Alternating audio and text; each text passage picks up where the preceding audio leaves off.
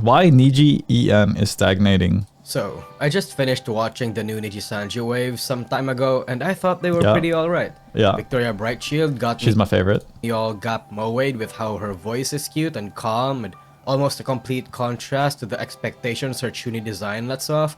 Claude's voice is one Okay, well, maybe it's because she's Chuni. Is that why I like her? that I think will genuinely set off female NIjisanji fans. You can genuinely tell that because the dude's into voice acting, and he's going to fit in well with the rest of the NIjisanji boys. Kuna is like a less horny version of Scarlet and just as much as a gremlin. Okay, Overall, they were cool. pretty alright, but I imagine a lot of you guys don't really care about that. You just want my opinion to reinforce yours and validate the opinion that you already have. Or maybe, you know, get someone to corroborate with your observations. Thing is, like, why Niji EN is stagnating? You can't really pinpoint it down on one particular reason, but there's a lot of reasons why people are getting a bad taste by Niji right now. And so you just kind of attribute it to everything, and then everybody gets to kind of circle jerk themselves and reinforce each other's opinions and then walk away. Which I am going to do. Because that observation is that That's like everybody's favorite thing to do the last year with Niji. NIjisanji is losing a lot of steam. People are losing interest in their future waves in the EN branch, and I think everybody knows why. But before I do that, I'd like to tell you guys first that this is not a video complaining for the members' behalf or making fun or being inflammatory against NIjisanji EN or the new members. Again, just articulating an observation It's not even the new member's fault though. that everyone knew was gonna happen. Now, the highest viewer count for their debut stream was on Claude for 30k views, with everyone else having a little less than him, and this isn't surprising, because he's a hot Wait, my favorite is the least popular? What? views, with everyone else having a little less than him, and this isn't surprising, because he's a hot-looking male and NIjisanji's male members are what the branch is known for. And one look at this and you might think, hey, that's pretty good, still above Holostars in some way, but pretty good regardless. And it is. Still way better than it was before Luxiem, don't get me wrong. Yeah. People have to remember that Hololive's instant I mean, Luxiem changed like everything. 100k and 6 view live debut viewership is not the standard. They're the outlier, the anomaly. I say this not to suck on the dick of Hololive's brand power, Meat but ride. also to let people know to calm the fuck down. Suck I it just all. feel like Hololive warped the perception of a lot of people and getting them to think that True. even getting near True, there's so many like indie VTubers who feel like they have to do a certain thing, like everything a certain way, because somebody in Hololive did it that way. So because they did it that way, they have to copy them and do it just like that too. Like you don't have to. You can stream and make content however you want. to Hololive's numbers should be the norm. That anyone else that doesn't even get close to it is irrelevant. It's impressive and insane to do that, but it shouldn't be what people consider the standard. But while I say that, I would still say that the decline from last year and this year has been considerably massive for Niji EN. These are the peak viewerships of all Niji. Yeah, but can you really blame them? Because when you have such massive success in 1 year, okay, things return to the mean, right? Meaning you can't just keep you can't keep popping off every single year all the time with every single wave, right? It's just unrealistic, right? So things are gonna calm down a little bit at some point. EN members last year, and these are the peak viewerships of this year. And looking at viewership counts like this is it's kind of toxic, you know what I mean? Because first of all, like they have nothing to do with it, right? The people that show up to your debut, right? If you're new to a branch, like that's to do with the company and stuff, right? And it's like it's not like the talents or anything like that. It's just like the general sentiment of the community.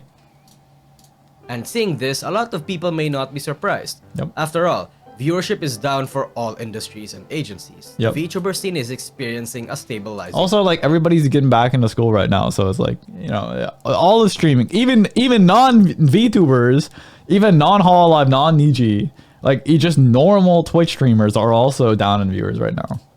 or plateauing phase, where after all the hype and novelty dies down, the visitors and casuals gets rooted down to only watch clips or get disinterested eventually, and the more invested and interested fans remain and become the regulars. But while that is true, in NIjisanji's case, that plateauing or stabilization phase is coming in faster than everybody else in the big corpo sphere. V-Shoujo is gaining its momentum with the recent poaches, and Hololive only seems to be getting stronger, especially the new EN branch of Hololive is doing pretty pog with the debuts of the new EN wave. Yep. But as you can see from NIjisanji, neither of those is the case. However, those following the happenings of the agency and the industry might think that this should be a special case, because the two recent Nijisanji waves were bathed in a lot of drama. Well, yes, there was drama, and like I said, there was so much hype from Luxiem onwards, right? You just can't expect it to be hype continuously, right? Crisis followed Mirai Gundo's termination and debuted at the peak of the Nijisanji hate train, and had their own set of drama with the 4chan leaks that only served to imply a lot of things that those in the know were already aware of. It pretty much reinforced the tomfoolery going on with their I mean, and the drama has been pretty big. Like, I think, for me personally, like, what happened with Selen really kind of like rubbed me off wrong, and the idea of like the management not really taking care of the talents as well as I think they should really rubbed me off wrong. Like, I mean, think about like Mista and Nina and stuff, like that kind of bothered me too. So that's kind of like pushed me away from Niji quite a bit. Even just talking about Niji, right? Management. For reference, I have the highlight video right here. Yeah. Meanwhile, this new recent wave, while not launched at the peak of the Nijisanji hate train, launched literally after the Madara and Kuro poach, which happened to be former Nijisanji members. Yeah. This group. So that's just leaving a whole bunch of like negative thoughts and just like bad juju energy in the air around Niji because of that. Also had their fair share of drama with the trailer re-upload on Twitter because the audio was shit and they were only given 2 days worth of hype since their trailer and announcement. Yeah. So I also kinda imagine that plays a small part as well. Because usually, the Niji EN members are given double or more than that to let the news reach as many people possible without making people wait too long. But while I would say those circumstances affected the wave's growth in some way, I would think that the effect is minute. That is such a cool transition, bro. Not exactly the main reason why this happened. The audio trailer being scuffed is a nothing burger drama. It isn't gonna be enough to turn too many people off from checking them out. In fact, even the fourth missing... I think the scuffed audio is just like, people that were haters just have something else to hate on. People that are fans, they just watch the re-upload and they don't care and then they're happy, right? So it's just like... member from Crisis wouldn't exactly turn people off either. Both those circumstances were funny as a spectator, but again, it's not exactly significant in affecting their growth.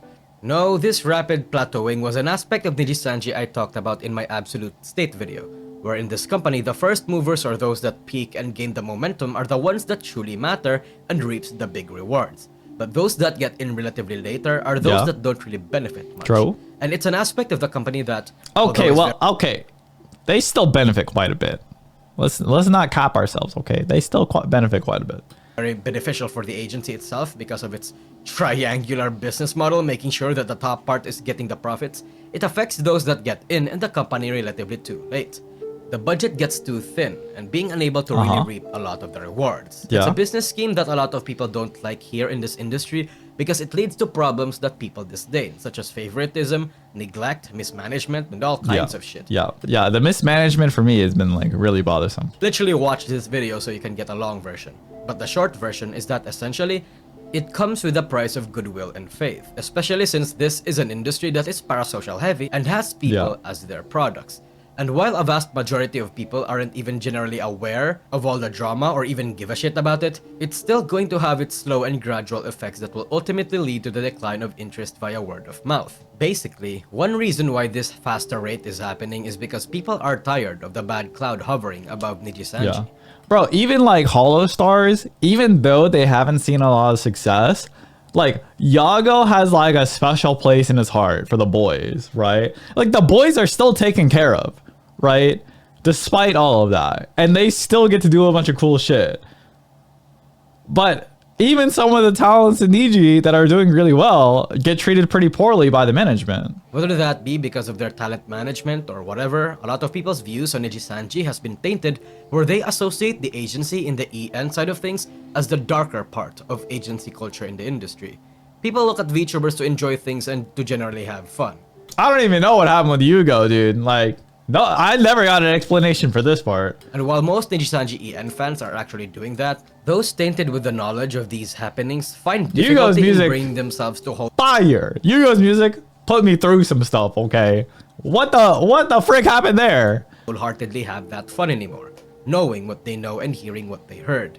They can't bring themselves to support the agency. And these sentiments don't come from anyone else aside Yeah, Selen! What happened there, Niji? Like, Selen didn't deserve any of from that. Nijisanji fans. Selen has worked so hard for Niji to do so much cool stuff and make all this original content for Niji. What? Hello? And these sentiments don't come without good reason.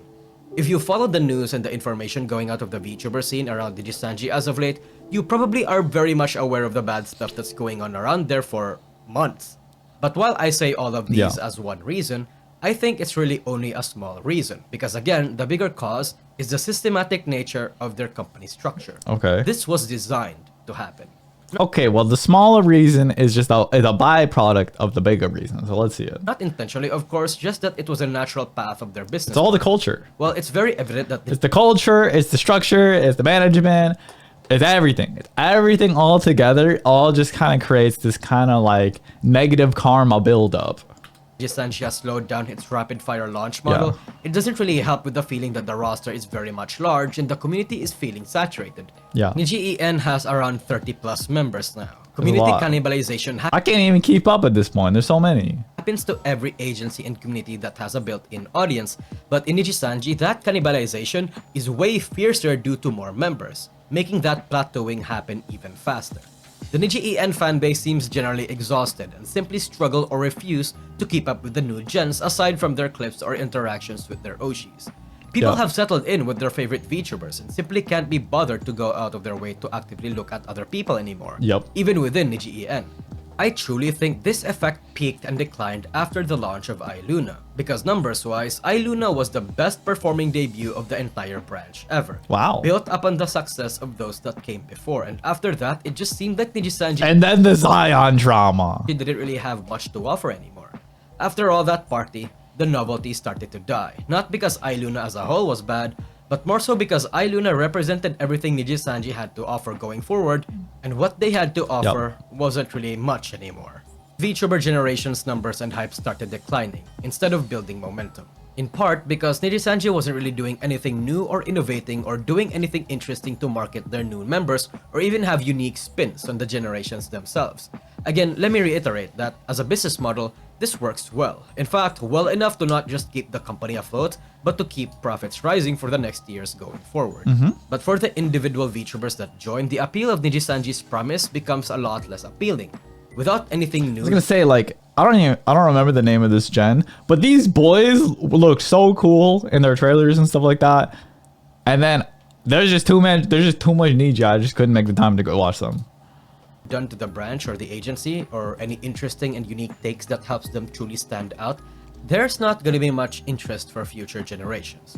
So the question would be on whether or not Nijisanji will continue losing momentum as rapidly as they are now. We'll see. And that really depends if they manage to either find a new fan base they can capitalize on, or even remove the goodwill of many fans and remove that dark cloud over their heads. The latter option is a bit more difficult to pull off due to the current drama around them this year, and what with V-Shoujo having some rough political thing going on against them. You have to understand, Kuro and Bandara's appearance in V-Shoujo humiliated Niji EN as a branch. True. Even if the two members' reasons for graduating wasn't necessarily... It is like a ginormous slap in the face, dude. And the fact that it was like planned out for months and months in advance, like that is crazy. because they loathe being in the agency. If all the drama of the previous months was a knife stab, these two was the knife being twisted, especially considering that those former Niji EN members are saying things that has a lot of bad implications for Niji EN. Hell, even outside those two, the other ex-Niji EN members doing some not so subtle Seen this clip, seen all these clips, dude. jabs at the company is not a good look. Unless those that gave up on the There's like, the talents are like openly saying bad things about the company. That's crazy. Because they're the people that should be the biggest advocates for Niji. agency can genuinely hear good news and not just the frustrations of the members. Yeah. I don't think many of that lost demographic will easily come back and give them another chance, Crazy. even if they think that they've been too harsh on the agency. It's either that or getting new members that can change their game, pull off something unique, and find a new demographic to capitalize I think on. Niji they have to take a break. They have to reevaluate how they do their management and how they like treat the talents. Okay, give them some resources, give them some space, and then later, once that's figured out, have a new gen that kind of caters to a different audience. It's not impossible for Niji EN to come back from this. It's just very difficult for them right now.